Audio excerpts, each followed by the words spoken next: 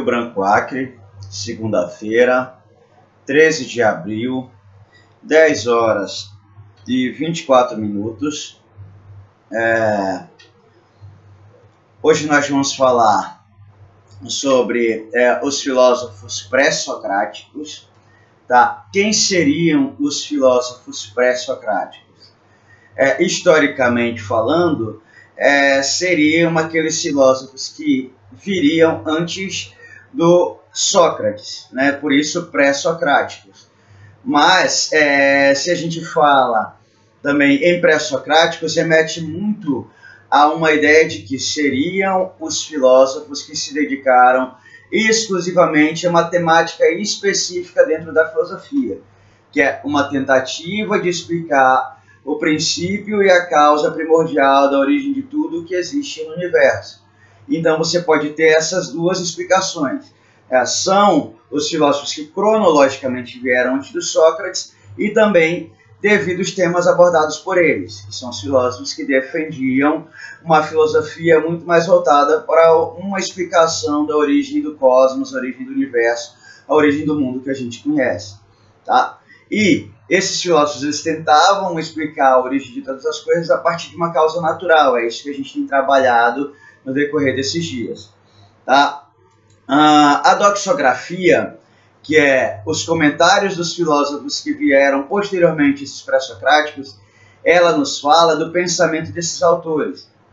Por que a doxografia nos fala deles? Porque do pensamento deles, praticamente nada subsistiu. Muitos desses pensamentos sucumbiram ao tempo. Se a gente levar em consideração também que a tradição filosófica grega ela era uma tradição da oralidade, que eram feitos muito mais os debates em praça pública e que a gente não tinha tanta escrita e publicação, a gente pode entender por que esses escritos se perderam. Então, existe uma grande dificuldade de falar do pensamento desses autores, filósofos pré-socráticos, porque pouco do pensamento deles subsistiu de maneira escrita. O que a gente tem realmente são alguns poucos fragmentos, né? A gente tem o poema de Parmênides incompleto, a gente tem alguns aforismas e fragmentos de escritos de Heráclito, enfim. São poucos os fragmentos que chegaram até a contemporaneidade. A gente tem muito mais registros do pensamento desses autores a partir da doxografia. Ou seja, alguns filósofos, historiadores da filosofia no decorrer da história, nos períodos antigos principalmente, documentaram alguns desses aforismas, alguns desses fragmentos e escreveram acerca deles, colocando aquilo que eles entenderam que esses filósofos falavam. Então, Aristóteles, no primeiro livro da Metafísica, ele começa falando, por exemplo, do Tales, dizendo que o Tales teria sido o primeiro filósofo a ter surgido ali no século VI a.C. Ele fala, por exemplo, do primeiro autor a falar de uma arquê, de um princípio primordial, que seria o Anaximandro. Então, assim, pela doxografia, a gente consegue conhecer alguns dos pensamentos desses filósofos. A gente tem, por exemplo, a vida e obra dos filósofos ilustres, escrita pelo Diógenes Laércio, onde ele vai tratar da vida da maior parte dos pensadores antigos. Então, assim, tudo que a gente tem são os escritos de outros autores que falaram acerca desses primeiros filósofos, certo? E do que falavam esses primeiros filósofos? Então, eu vou pegar aqui um livro, que é o livro do Danilo Marcondes. Tá? O Danilo Marcondes, ele é um autor contemporâneo, e ele escreve algumas coisas a respeito desses pensadores. Tá? Os pré-socráticos a gente trata basicamente a partir da cronologia ou a partir dos temas. Tá? A gente pode, pela explicação do Marcondes, porque dependendo do historiador da filosofia, a gente vai ter umas subdivisões nessas escolas pré-socráticas. O Giovanni Reale, por exemplo, ele faz uma definição dessas escolas de maneira diferenciada do Marcondes. O Marcondes ele divide as escolas pré-socráticas em escola jônica e itálica. Entenda-se escola jônica, todos aqueles filósofos que surgiram na província jônica, ali da Ásia Menor, tá? As províncias de Mileto, etc., ou as províncias de Cólofo e Éfeso. E aí a gente tem dentro da escola jônica Tales, Xenófanes, Heráclito, Tá? A gente tem a escola italiana, que é da província itálica, e ali a gente tem a região de Samos ou de Eléias. A gente ainda tem também uma subdivisão que o próprio Danilo Marcondes faz, que a gente tem a primeira fase composta dos filósofos jônicos e itálicos, e a segunda fase ele atribui aos filósofos anaxágoras, a escola atomista principalmente. Então, se a gente vê, a gente tem aqui uma subdivisão. Essa segunda fase seria denominada, seria contemplada por aqueles filósofos denominados da escola pluralista, que elencam mais de um elemento e que trabalham principalmente com as homeomerias, ou com os 4 elementos da natureza, ou coisas do tipo, tá? Os átomos, enfim. Existe uma série de peculiaridades dessa escola, que a gente chama de pluralista, que remete à segunda fase desse pensamento pré-socrático. Tá? A gente vai tratar agora, de forma geral, do que tratam essas escolas, e eu vou colocar para vocês hoje o pensamento de 3 desses pensadores da escola antiga. Tá? Vou tratar basicamente daquilo que é a escola jônica em seu escopo, nos primeiros filósofos da escola jônica. Posteriormente, a gente vai falar de outros filósofos da história da escola jônica, mas hoje nós vamos nos ater ao Tales, Anaximandro e Anaxímenes, que são os 3 primeiros filósofos da escola que a gente denomina pré-socrático, os 3 primeiros filósofos pré-socráticos. Tá? Dito isto, então, a gente começa falando aqui exatamente da origem dessa filosofia que surge ali no século 6 a.C. A filosofia, em resumo, ela tem início quando o pensamento se torna racional, ou seja, quando a gente começa a procurar acompanhar os processos lógicos na tentativa de encontrar provas da realidade que sustentem as afirmações produzidas por esses primeiros filósofos. Tá? A gente sabe que o pensamento mitológico, desde as primeiras grandes narrativas e grandes epopeias, ele já tinha uma certa racionalidade na organização desses pensamentos, porque já se atribuía a causalidade dos fenômenos à intervenção dos deuses. Então o pensamento grego ele sempre foi um pensamento ordenado, bem organizado, e o pensamento desses primeiros filósofos não é diferente. Eles partem também de um princípio de causalidade, só que eles não buscam mais a explicação do divino, mas eles procuram explicar muito mais a partir de um pensamento lógico, racional, bem fundamentado. Tá? Os mitos eles eram explicações voltadas para o fantástico e para o alegórico, para o fantástico, para o sobrenatural. Essa é a palavra que eu queria colocar. Os mitos eles buscam explicação muito mais do sobrenatural, a filosofia ela busca explicação muito mais no âmbito do racional. Tá? A história da escola filosófica de Mileto, que hoje é até inclusive uma cidade da Turquia, ela está ligada diretamente aos acontecimentos políticos na Ásia Menor entre o século VI e o século IV. Tá? Essa é uma região que foi muito beneficiada pela sua localização e que foi favorável ao comércio, experimentar um grande desenvolvimento socioeconômico e tecnológico, posso colocar assim. Tá? A província de Mileto ela foi ocupada pelos persas, várias vezes destruída, o que determinou o fim dessa escola filosófica. Tá? Antes de a filosofia migrar para os grandes centros, Atenas, Esparta, ela realmente surgiu naquelas pequenas províncias.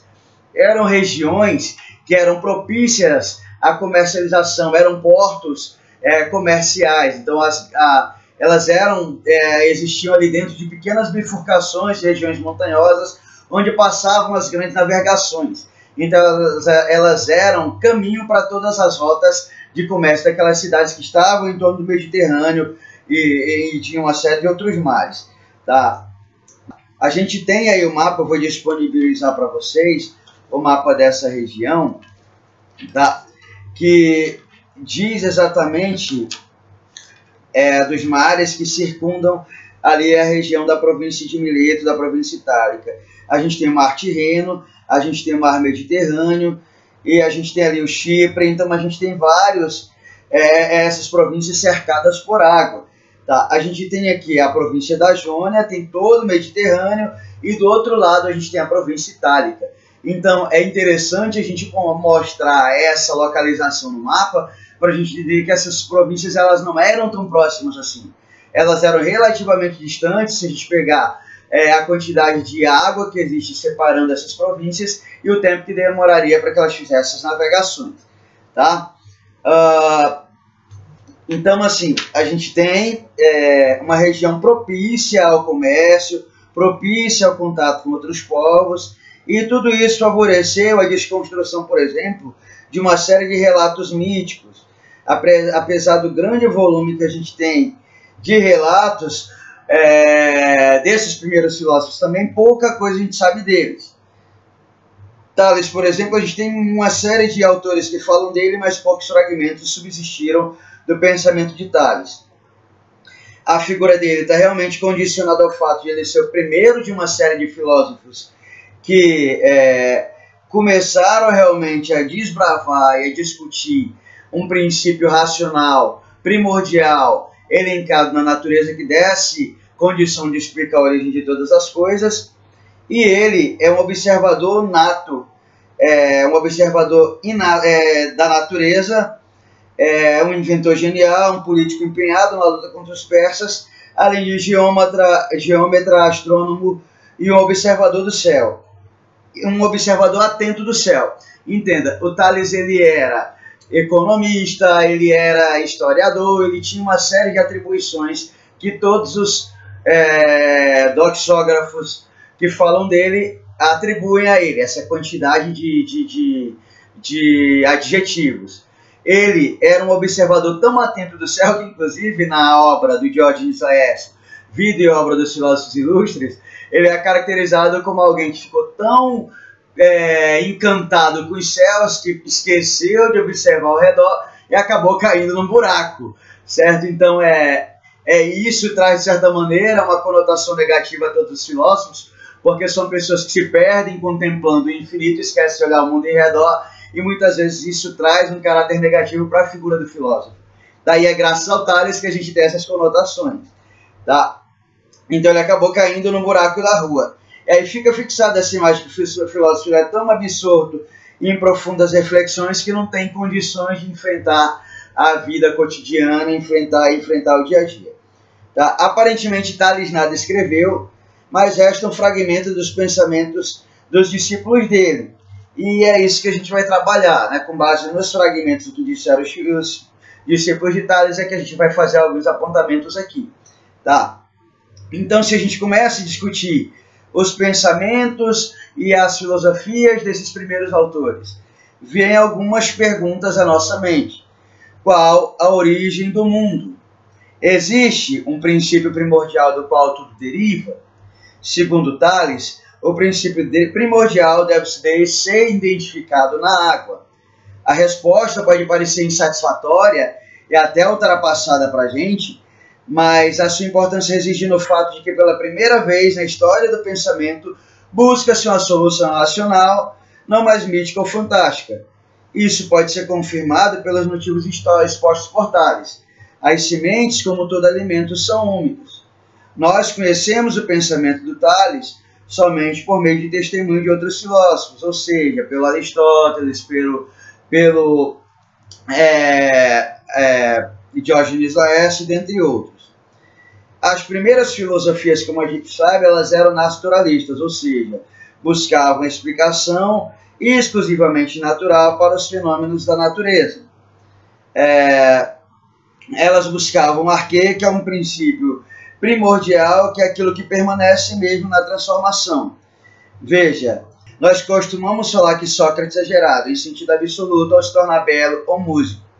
Muito menos dizemos que ele morre ao perder essas características. Pelo simples fato de o substrato, nesse caso o próprio Sócrates, continua existindo, também devemos dizer que não se corrompe em sentido absoluto nenhuma das outras coisas. Efetivamente deve haver alguma realidade natural, só uma ou mais do que uma, da qual derivam todas as coisas, enquanto aquela continua a existir imutável. Ou seja, dizer que Sócrates é belo ou músico é dizer afirmar a existência de um Sócrates, mas também de uma beleza, de uma musicidade.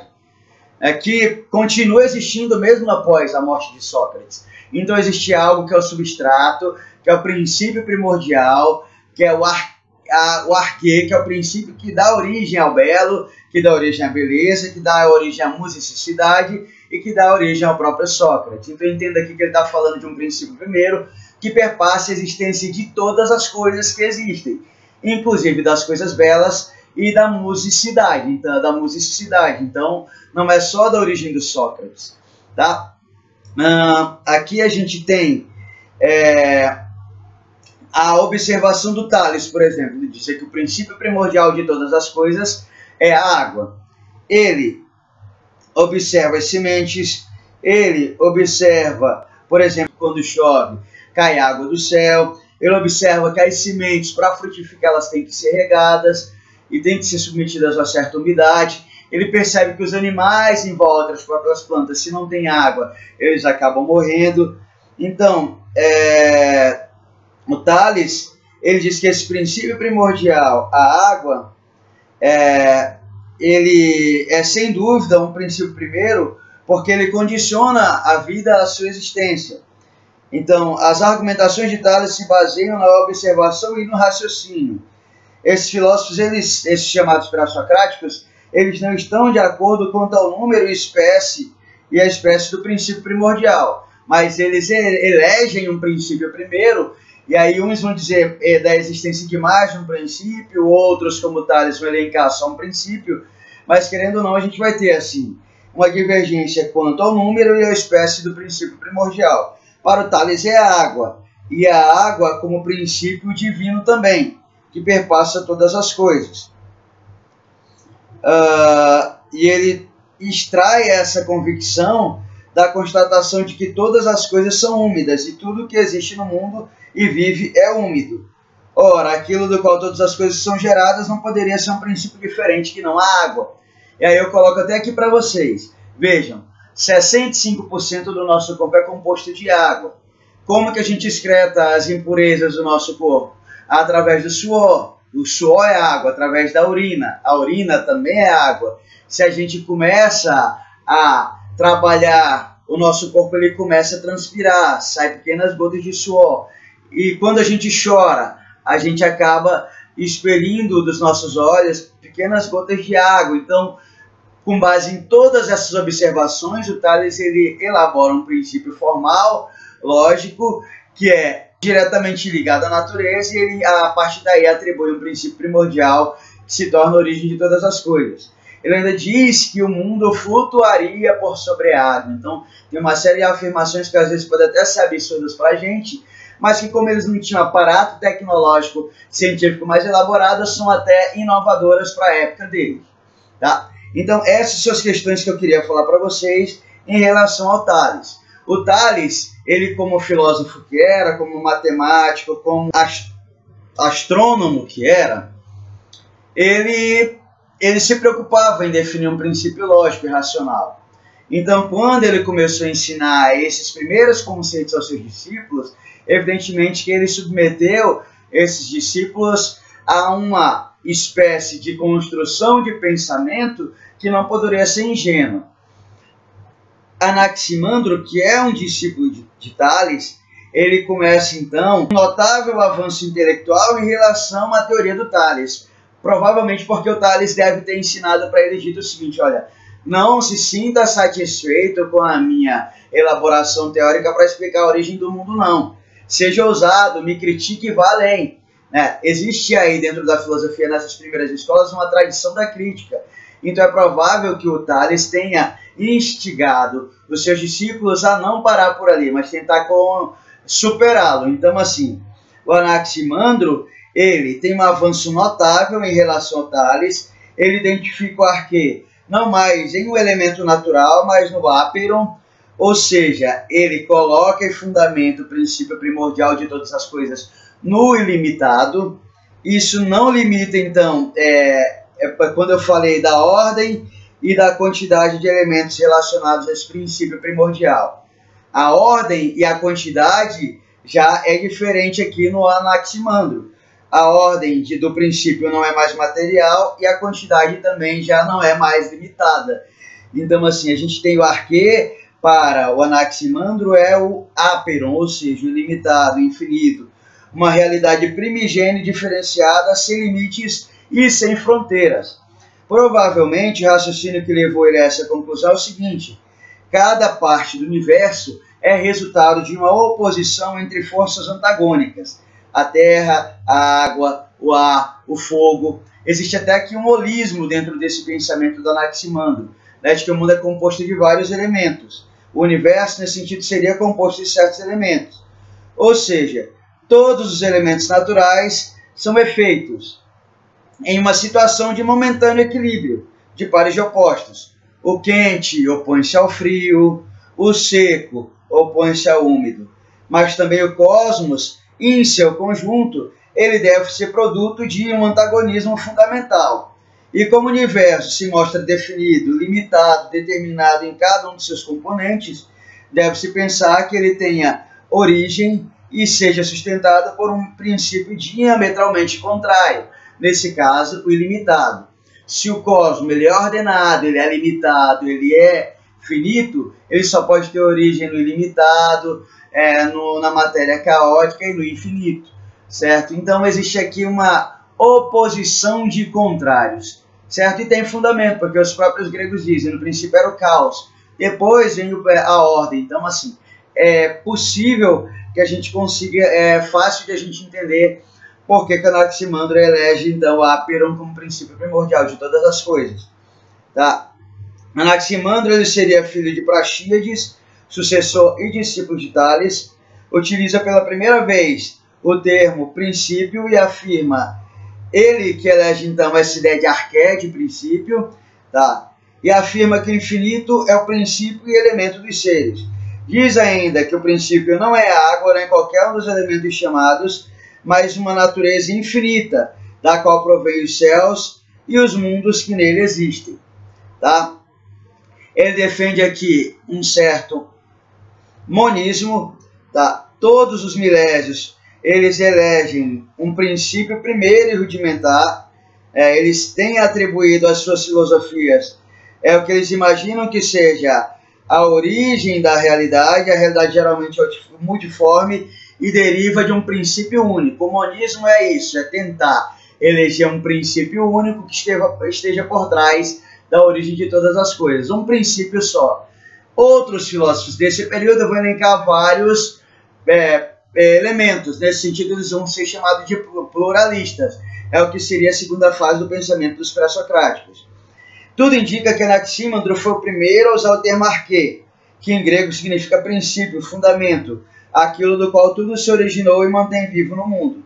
Os milésios identificaram o arquê em um elemento natural, a água, o ar ou áperon. Mas os filósofos da geração seguinte foram mais longe, certo? E isso a gente vai mostrar para vocês um pouquinho adiante. Tá? Vamos passar para o terceiro e último filósofo dessa trilogia, tá? Que é o filósofo Anaximenes. Anaximenes, ele talvez marca um certo retrocesso em relação ao pensamento apresentado pelo Anaximandro, porque ele volta a identificar no arqué um princípio primordial que é um elemento natural, que seria o ar. É provável que ele tenha dado ao termo a mesma conotação que os gregos gostariam de dar, logo em seguida a expressão pneumatos, ou pneuma, que tem, diz de um ar quente, um vento quente rarefeito, de natureza muito mais espiritual do que material, que está presente em cada ser vivo e que se exala do corpo como último suspiro. Isso é até um certo fundamento que pressupõe a ideia de Espírito Santo para os cristãos. É um ar que é soprado e insuflado nos seres vivos, que seria a espécie de ânima, alma, aquilo que movimenta, que faz com que os seres tenham substância, que eles vivam, certo? Então, é provável que seja essa a conotação que tem o sentido do ar elegido pelo Anaximenes. Mais do que uma substância natural, o ar do Anaximenes é princípio de vida. Então veja que eles não se desvencilharam totalmente daquele misticismo, mas que ainda tem um resquício aqui na filosofia desses primeiros filósofos, tá? Uma relação ainda com o princípio divino. o ar para o Anaximenes, e Anaximenes era filho de Euristrato, ele foi amigo de Anaximandro. Ele também diz que una, infinita e determinada é a substância que serve de substrato. E essa substância, ela se chama ar. Mas o ar, entenda aqui, substrato como princípio infinito. Por mais que o mundo seja limitado e determinado, a substância seria infinita e determinada. Então, o ar, ele diferencia-se nas substâncias por uma série de atributos. Por rarefação e condensação, atenuando-se ele se torna fogo, condensando-se ele se torna vento, ao crescer a condensação ele se transforma em água, depois em terra, pedras e o resto. Ele também supõe ser eterno, o movimento pelo qual se faz a transformação. Então entenda que não é somente o ar, mas existe uma série de movimentos nos quais esse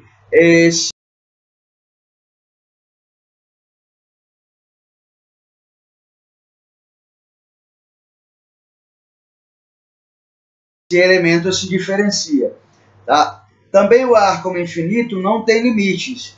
E aqui ele aproxima muito o princípio ao princípio do seu colega Anaximandro. Anaximenes, então, ele diz que o ar ele também é infinito, ilimitado.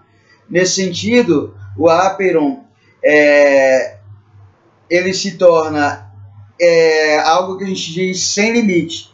Anaximenes ele tem o ar muito nessa perspectiva também, na perspectiva do áperon, que é algo que tem ali uma mistura que origina todas as coisas, indefinida, distinta, caótica, a partir da qual, por meio de sucessivas divisões causadas pela alternância do quente e do frio, foi gerado o mundo tal quando conhecemos.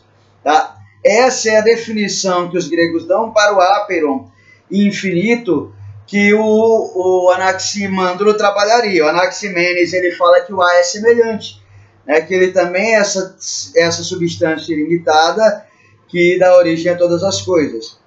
Os gregos não elaboraram uma ideia de infinito semelhante dos pensadores modernos, que associaram essa ideia às noções de indefinição, de falta e de negatividade. Então não é tão simples entender o pensamento desses primeiros filósofos.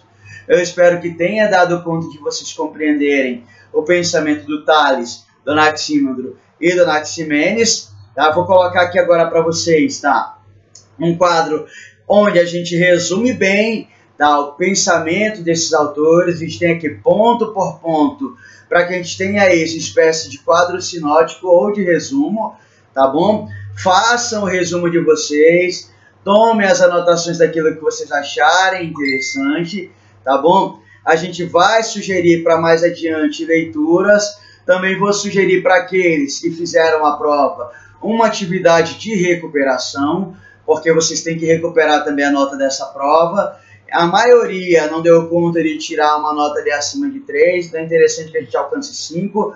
Todos os que fizerem a atividade de recuperação vão alcançar a sua nota 5, se fizer a atividade de maneira adequada, tá bom? Já estou recebendo os primeiros trabalhos, os mapas conceituais, então eu preciso que vocês entreguem isso no prazo, porque a gente tem também prazo para encaminhar isso para a escola, porque a gente tem que comprovar que está trabalhando para receber nosso salário, tá? Então a gente conta com a colaboração de vocês no encaminhamento das atividades. Estudem, eu sei que é difícil estudar em casa, a gente deixa para vocês aí nos grupos do WhatsApp o nosso número para que vocês possam estar entrando em contato e sempre que possível estar tirando as dúvidas. Qualquer coisa, entre em contato conosco, tá bom? Boa tarde, excelente semana para vocês, bons estudos. Espero que a gente possa estar conversando e dialogando no decorrer de toda essa quarentena.